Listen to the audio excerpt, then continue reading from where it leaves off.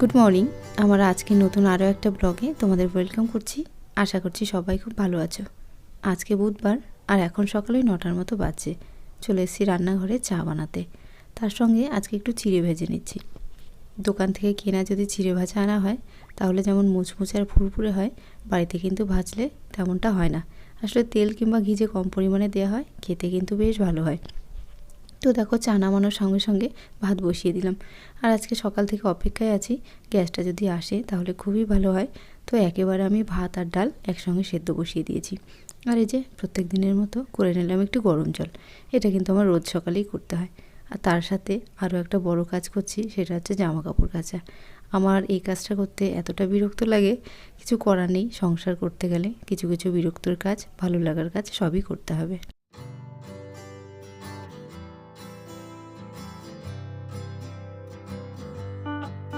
তো চলে এসেছি বাইরে, তোমাদের বাইরের পরিবেশটা একটু দেখিয়ে দিচ্ছি। শীত পড়াতে গাছের পাতাগুলো এমনভাবে ধুলো ধুলো হয়ে আছে আর পাতা ঝরে যাচ্ছে, দেখতে কীরকম একটা লাগে। কিন্তু বর্ষা হওয়ার সঙ্গে সঙ্গে কিন্তু পাতা আবার সবুজে ভরে যায়, দেখতেও ভালো লাগে। এক একটা ঋতুর এক এক রকম সৌন্দর্য। তো দেখো, এই যে গাছটা দেখতে পাচ্ছ, এটা হচ্ছে কলা ফুল গাছ। আমি সঠিক নাম জানি না, কলা গাছের মতো দেখতে বলে কলা ফুল বলছি।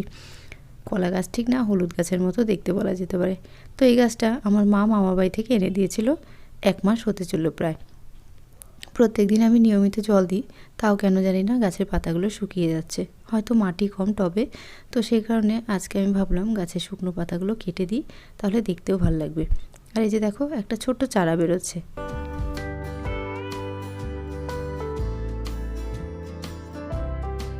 শুকনো পাতাগুলো কেটে দেওয়ার পর গাছটা কিন্তু দেখতে বেশ ভালো লাগছে। তারপর চলে এসেছি ঘরে। আর এখানে দেখো, মানি প্ল্যান্ট গাছ লাগিয়েছিলাম, সেখানের একটা শুকনো ডাল ছিল, কেটে দিলাম। হাতে কেচি থাকলে না এটা ওটা কাটতে বেশ কিন্তু ভালোই লাগে।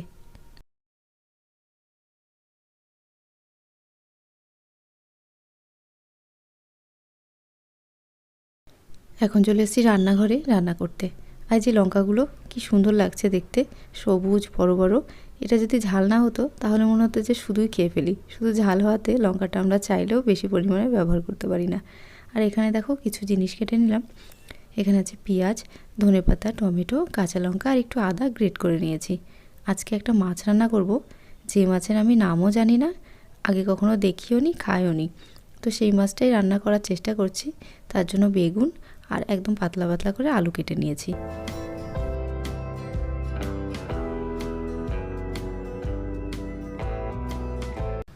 কড়াইয়ে বসিয়ে দিলাম তেল, এবার মাছটা ভেজে নেব। আজ এই মাছের কথা বলছি, এই দেখো এই মাছটা। তোমরা যদি কেউ চিনে থাকো তাহলে অবশ্যই কমেন্ট করে জানিও এই মাছটার নাম কি। এই মাছটা আনা হয়েছে আজকে কিন্তু 3 থেকে 4 দিন হয়ে গেল। প্রথমে যখন আমি প্যাকেট থেকে ঢেলেছিলাম, মাছগুলো দেখছো কীরকম পাতলা পাতলা সরু সরু। তো এমনভাবে প্যাকেট থেকে পড়েছে যে দেখে আমার বড্ড অন্যরকম লাগছিল। তো সেই কারণে আমি শুভ্রর সাথে তো একটু ঝামেলাই করে ফেলেছিলাম। আর বলেছিলাম এই মাছ আমি কাটবো না, খাবো না, রান্নাও করব না। কিন্তু কি করব, রান্না তো করতেই হবে। আজকে 3-4 দিন পর যখন মাথাটা একটু ঠান্ডা হলো, মানে মাছের প্রতি অনীহাটা গেল, তারপর ভাবলাম যে না, আজকে মাছটা রান্না করি। তো ভালো করে কেটে ধুয়ে আমি লবণ হলুদ মাখিয়ে দেখো এখানে ভাজতে বসিয়ে দিয়েছি। আর মাছ দেওয়ার পর ভাবছি এই মাছগুলো আমি পাল্টাবো কী করে। অনেককে দেখেছি, আমার মাসিকেই দেখেছি, কড়াই শুদ্ধ মাছগুলো না কি সুন্দর একটা ঝাঁকানি দিয়ে পাল্টে ফেলে। তো আমি আবার ওই রকম পারি না, আমি একটা একটা করেই উল্টে পাল্টে রাখি।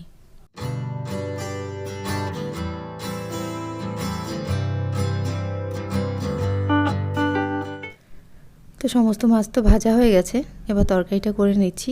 তেলের মধ্যে দেখো, আগে সবার ফার্স্টে আলুটা দিয়ে দিলাম, তারপর একটু ফোড়ন দিয়ে দিয়েছি কালো জিরে। আর এই যে মাছটা কি করে রান্না করতে হয় আমি কিন্তু তাও জানি না। আর এখন সোশ্যাল মিডিয়ার যুগ, যা না জানা সব কিছুই কিন্তু আমরা গুগলে সার্চ করলেই পেয়ে যাই, কিংবা ইউটিউব থেকেই পেয়ে যাই।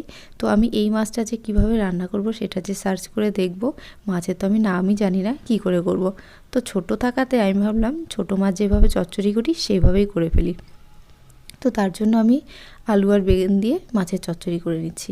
আর আজকে কিন্তু আমি কোনো রকম মশলা বেটে ব্যবহার করছি না। 2-1 দিন থেকে আমি যাই রান্না করছি, শুভ্র বলছে ঝাল হয়ে যাচ্ছে।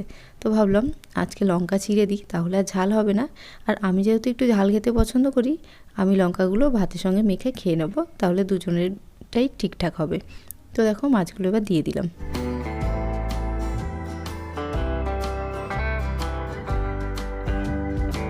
নামানোর আগে ধনেপাতা ছড়িয়ে নামিয়ে নেব।